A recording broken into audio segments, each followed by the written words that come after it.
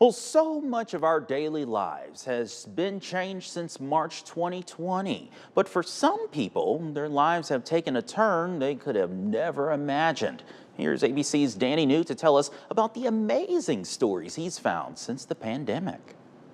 Today marks 5 years since COVID-19 was declared a pandemic, and in the half-decade since, we have seen inspiring examples of resilience and self-reflection. For Hunter Rogers in Phoenix, that was his love for making pizza. It was around COVID when, kind of everybody had a big look in the mirror. During that time, Hunter started experimenting with how to serve up a mean pie, and fast forward 5 years, he's just opened up a unique restaurant called Pizza to the Rescue, which donates 25% of its pizza sales to the dog rescue next door. That rescue was founded by his now fiancée.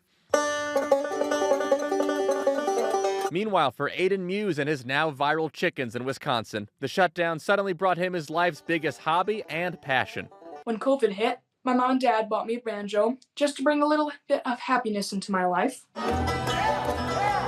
Aiden had plenty of time to practice, and 5 years later, he is touring the country as an internet-famous banjo prodigy. He usually leaves the chickens at home, though. And then in California, necessity became the mother of reinvention.